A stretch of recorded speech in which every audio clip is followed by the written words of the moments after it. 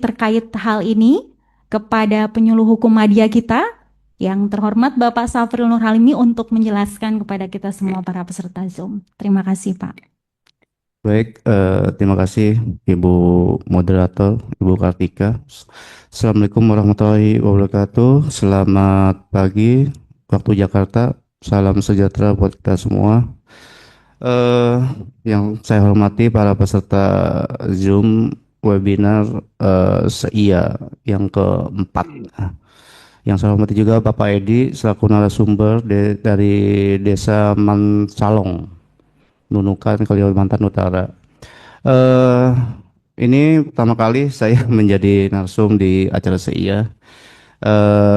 Alhamdulillah kita bisa berkumpul di sini untuk sama-sama berbagi pengetahuan dan pemahaman terkait KUHP yang baru yang Januari depan itu sudah mulai diterapkan.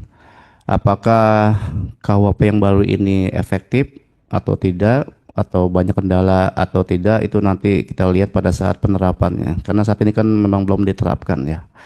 Eh, Baik, eh, kita sudah memiliki KUHP, hukum acara pidana. Itu pun hasil jeripayah peacemaker bangsa Indonesia terkait hukum acara pidana. Namun pada saat itu kita belum punya KUHP yang baru, hasil produk kita masih menggunakan produk-produk kolonial Belanda. Walaupun kita sudah mereformasi sistem pemerintahan, mereformasi sistem birokrasi, tapi tidak serta-merta kita dibarengi oleh reformasi hukumnya. Dan alhamdulillah dengan segala kendala, segala upaya, akhirnya kita memiliki KUHP yang baru, yang kita sebut Undang-Undang 1 tahun 2023 yang akan dimulai diterapkan di tahun 2026, dimulai di awal Januari. Oke, eh, jadi dengan disahkannya Undang-Undang 1 tahun 2023 yang menggantikan KUHP lama, produk warisan Belanda, maka salah satu tujuan dari adanya KUHP yang baru ini, yang pertama itu untuk menyesuaikan hukum pidana kita dengan perkembangan zaman. Karena banyak permasalahan hukum yang tidak atau sudah tidak sesuai lagi dengan perkembangan zaman, makanya harus disesuaikan dengan kondisi dan keadaan yang ada sekarang ini. Slide berikutnya. Oke. Yang kedua ya, KUHP baru ini itu untuk mengakomodir keadilan yang sifatnya restoratif atau perbaikan, tidak melulu yang sifatnya pemenjaraan. eh, jadi nanti ke depan banyak kasus pidana yang nantinya akan diselesaikan secara non litigasi, sebisa mungkin non litigasi, dengan jalur damai, jadi tidak melulu harus sanksi penjara. Yang ketiga, yang berikutnya, meningkatkan pelindungan hak asasi manusia, karena banyak pasal-pasal yang lama itu yang tidak sesuai lagi dengan kondisi HAM yang ada sekarang, terutama HAM yang sesuai dengan HAM-nya Indonesia ya, bukan HAM-nya versi luar negeri. Yang terakhir itu, yang paling penting, eh, KUHP baru ini mengakomodir keberadaan hukum adat dalam sistem peradilan pidana. Living law yang kita miliki, bahkan hampir di semua daerah wilayah itu memiliki hukum adat yang memiliki apa namanya itu, keunikan, kekhasan di masing-masing wilayah, terutama dalam penyelesaian masalah-masalah di lingkungan adat masing-masing atau di lingkungan wilayah masing-masing. Bapak Ibu peserta webinar, dan lebih adaptif dengan perkembangan zaman dan lebih responsif terkait penyelesaian yang lebih condong eh, sama. Jadi pihak yang pasal 300 ayat 1 angka 2 itu kalau saya bacakan, pihak yang sengaja membuat mabuk orang atau anak di bawah umur 16 tahun, penjaranya 1 tahun. Sedangkan di KUHP yang baru itu penjaranya 2 tahun. dan dendanya maksimal itu sekitar 10 juta kategori 2. Nah, ini untuk orang yang menyediakan atau membuat anak di bawah umur tuh mabuk. Karena kita memang condongnya untuk melindungi anak-anak ya, untuk terutama terkait miras. Dan untuk penjual pun itu hanya kurungan ya. Kalau kita lihat di depan itu ya KUP lama 3 minggu.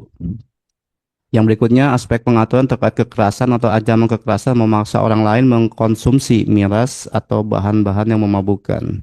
Di pasal 300 KUP lama itu ancam pidananya maksimal 1 tahun, sedangkan di KUHP yang baru diatur di pasal 424 ayat 3 itu pidananya menambah jadi kurang lebih 3 tahun dan denda atau denda maksimal kategori 3 sekitar 50 juta.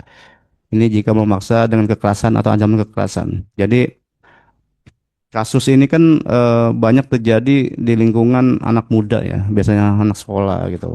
Banyak orang yang dicekokin minuman keras, itu bisa dikenakan sanksi pada pasal ini. Yang ke berikutnya aspek pengaturannya yang mengakibatkan luka berat atau matinya orang lain. Nah ini dia. Kalau di KUHP lama itu pidana penjaranya 7 tahun. Namun di KUHP baru itu pidananya turun jadi 5 tahun. Nah, itu enggak kita harus melihat dulu filosofinya kenapa nih si pembuat undang-undang ini menurunkan nilai hukumannya. Namun untuk dendanya memang lumayan fantastis, sekitar 200 juta maksimal dendanya. Sedangkan untuk perbuatan yang mengakibatkan kematian orang lain akibat minuman keras ini ya sama turun. Di KUHP lama itu sekitar 9 tahun, di KUHP baru ini hanya 7 tahun penjara. Berikutnya pencabutan dalam melaksanakan pekerjaan atau profesi itu redaksinya itu memang tidak jauh berbeda ya, sama mirip. Terus yang terakhir itu mabuk di tempat umum dan mengganggu ketertiban umum itu nggak jauh beda juga, cuman dari sisi sanksi pidana dendanya itu memang meningkat. Terus redaksinya itu diperluas lagi Pak.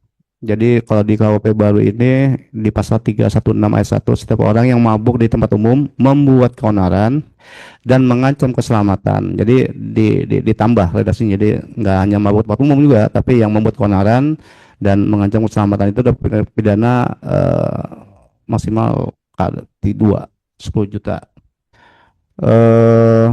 Jadi pengaturan ini memang diharapkan menjadikan efek jera menurut undang-undang yang baru ya, karena dengan sanksi seberat ini orang pasti berpikir kan. Jadi zaman sekarang tuh tidak bisa lagi yang istilahnya pasang badan aja gitu kan, tapi negara pun bisa mengenakan denda yang dendanya itu membuat orang harus membayar mahal gitu kan kalau kita ngomongin ke denda. Jadi kita lebih banyak denda dibandingin sanksi punishment gitu kan. Oke, sementara itu dulu untuk miras. Berikutnya, oke, pasal judi. Oke, untuk judi pun ini redaksinya itu tidak terlalu banyak yang berubah. Dalam artian nggak jauh beda. Di pasal 0303 itu penjara 10 tahun. Barang siapa tanpa izin mengadakan memberi kesempatan main judi sebagai mata pencarian di depan umum mungkin ya, saya lupa itu. Dia hanya pidana penjara maksimal 10 tahun. Nah, di pasal yang baru itu penjara justru turun 9 tahun. Namun dendanya itu naik menjadi 2 miliar. Mirip redaksinya siapa-siapa aja itu mirip. Jadi menjadikan peserta pada permainan judi sebagai pencarian sama, menawarkan melakukan dalam menjalankan pencarian sama-sama ada sanksi pencabutan profesi kayak bandar atau tempat-tempat perjudian yang tanpa izin terutama ya. Setelah berikutnya di pasal 303 bis KUHP lama itu pidana 4 tahun barang siapa menggunakan kesempatan main judi yang diadakan dengan melanggar ketentuan pasal 303 di atas. Yang kedua, barang siapa ikut serta main judi di jalan umum atau di pinggir jalan umum atau di tempat yang dikunjungi umum, jadi tempat terbuka bukan tempat tertutup gitu kan. Nah itu bisa dikenakan dengan sanksi pasal 303 bis, terutama eh, tidak ada izin dari penguasa yang berwenang yang telah memberi izin untuk mengadakan perjudian. Di ayat 2-nya pasal yang 303 bis, jika ketika melakukan pelanggaran belum lewat 2 tahun, nah ini residivis ya. Dan artian sanksi pidananya bisa ditambah menjadi 6 tahun. Untuk pasal yang baru sama, hanya mengatur di dua pasal juga, pasal 426 dan pasal 427 terkait judi. Pasal 427 KUHP baru, setiap orang yang menggunakan kesempatan menjudi yang diadakan tanpa izin, itu sama seperti yang di 303 bis ya. Cuman beda sanksi aja dan denda. Jadi dapat pidana penjara maksimal 3 tahun dan denda maksimal 50 juta. Nah, di penjelasan pasal 426 ini ada redaksi yang menyatakan izin itu apa sih yang dimaksud izin itu kan? Izin adalah izin yang ditetapkan atau dikeluarkan oleh pemerintah dengan memperhatikan hukum yang hidup di dalam masyarakat. Jadi eh, kalau kita sandingkan, jadi gini, pasal judi dan misalnya kan pasal lama, Pak. Ini perbuatan yang udah ada sejak zaman dahulu kala ya, zaman kerajaan sudah ada nih kegiatan judi dan miras hingga saat ini. Nah, izin yang dimaksud ini kan izin ini kan tetap disesuaikan dengan kondisi adat di wilayah kita. Karena semalam saya sempat berbicara dengan Pak Edi, ternyata memang di sana itu, nanti Pak Edi bisa menambahkan, di sana itu judi dan miras ini kadang-kadang sering digunakan ketika diadakan pesta di daerah atau acara pemakaman lah katanya, kalau ada yang meninggal gitu kan, karena mengundang tamu makanya disediakan lah, kadang-kadang disediakan, tapi tidak semua seperti itu ya, hanya mungkin yang muslim tidak menerapkan hal-hal seperti itu, tapi memang ada, makanya di KUHP baru ini ada kata-kata izin dengan memperhatikan hukum yang hidup di dalam masyarakat. Jadi hukum adat yang sudah ada itu gimana caranya nih supaya tidak terjadi. Jadi kita mengakomodir dengan adanya hukum adat, hukum living law, hukum kebiasaan yang ada di sana di masing-masing tempat itu. Namun regulasi ini kan mengatur, mengarahkan dan membatasi. Eh, jadi tidak serta-merta ditutup. Dalam artian eh, kalau eh, melampaui ketentuan KUHP itu bisa dikenakan sanksi berdasarkan KUHP. Minum, kayak tadi pasal minum, miras, sorry, miras, ketika contohnya ketika saya minum miras, minumnya di kamar saya, mungkin nggak masalah, nggak ada sanksi yang dikenakan di pasal miras tadi. Namun ketika saya minum, saya keluar, membuat onar, bikin gaduh, mengganggu ketertiban, itu baru masuk pasal itu ke saya gitu. Jadi beda sama narkoba ya. Narkoba itu mau pakai di tempat tertutup, mau pakai di kamar, itu narkoba pasti ditangkap.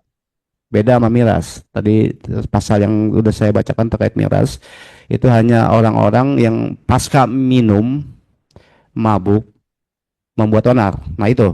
Jadi pasal ketertiban umum itulah yang lebih dilindungi berdasarkan KUHP yang baru ini. Eh, Nanti kita bisa sharing masalah kasus judi ataupun miras dan gimana sih penyelesaiannya di masing-masing tempat di masing-masing desa gitu kan. Baik, berikutnya. Jadi setiap perbuatan itu pasti ada dampak. Banyak dampak-dampak yang diakibatkan oleh tindak-tindakan yang dianggap melanggar hukum. Dalam artian akan menjadi gangguan ketertiban umum ke depannya. Yang pertama itu dampak judi apa sih gitu kan.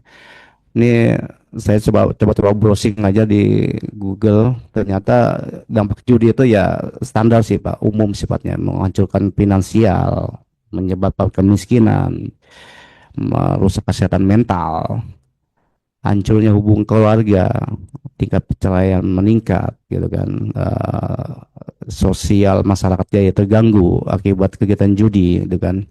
Pastinya gagal judi itu tingkat kriminalitas meningkat gitu kan. Berikutnya perilaku judi yang kalau kalah pasti, apalagi kalau kalah judi itu pasti agresif gitu kan. Dan dampak-dampak sosial yang lainnya yang pastinya nggak bakal bagus untuk lingkungan kita. Sedangkan dampak miras itu pastinya berkontribusi pada terjadinya tindak kriminal, karena orang kalau udah mabuk gitu kan pasti